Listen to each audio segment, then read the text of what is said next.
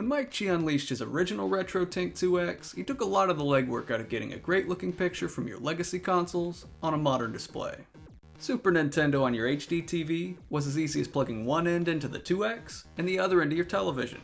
There's no messing around with profiles or optimal timings. The RetroTINK 2X was a one-size-fits-most type of solution. But with that simplicity came a couple of limitations. Two of the most requested feature additions to the 2X Classic were artificial scan lines and 480p pass-through. The first of these wishlist items was added earlier this year with the launch of the 2X Pro, an upgraded model with newly added scan line support and format auto detection. As you probably guessed from the thumbnail, Mike has now made another new addition to the RetroTINK family with the RetroTINK 2X Pro Multiformat. The Multiformat checks the final box on many 2X wishlists, allowing the device to pass through 480p signals as well as process 240p and 480i sources. So at this point, you might be wondering why 480p pass-through is such a big deal for a device like the 2X. The simple answer? 6th generation consoles like the GameCube, Xbox, and PlayStation 2 were among the first to come component cable ready, taking advantage of progressive scan modes, allowing 480p output over the 240p and 480i options of previous generations. Allowing for 480p pass-through means that gamers can use their 2X Pro Multiformat to route nearly all their pre-HDMI consoles through a single device, instead of having to employ other solutions in tandem with the 2X. First, let's look at some GameCube footage set to progressive scan mode at 480p through the Multiformat, versus the same title running in standard 480i through the Pro. As you can see, the jump to 480p from 480i is a significant one, and if progressive scan consoles are a big part of your setup, the Multiformat can offer you a significant upgrade in visuals, especially if your TV is limited to HDMI inputs.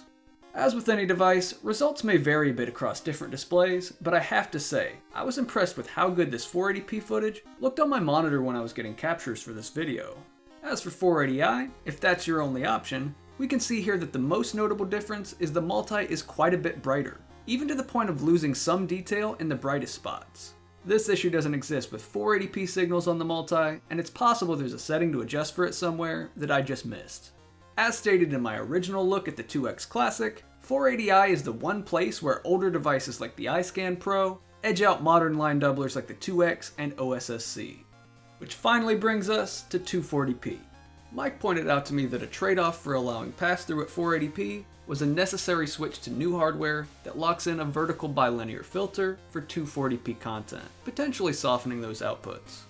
Here's a look at some SNES footage running on both the 2X Multiformat and the 2X Pro. In my opinion, the filter doesn't take too much away from the presentation of 240p content. It's not quite as sharp, and the brightness still runs a little hotter than the Pro, but 240p footage on the Multiformat looks pretty similar to the low-res mode that's featured on the 2X Pro, which is a look that a lot of users honestly prefer. Whether the Multiformat is a meaningful upgrade for you depends on two factors. One, if you already have another solution for your 480p content that you can pair with your 2X Pro. And two, if the slightly softer image produced with 240p content on the Multiformat ends up being a deal breaker. For me, 240p content still looks fairly stellar with the Multiformat, and the added 480p pass-through makes this new 2X an easy recommendation for the vast majority of gamers looking to jump into the retro scene without too much of a headache.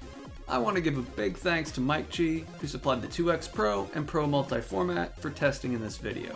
Let me know what you think about the improvements to the 2X line in the comments, and I'll see you all in the next RetroTech Select.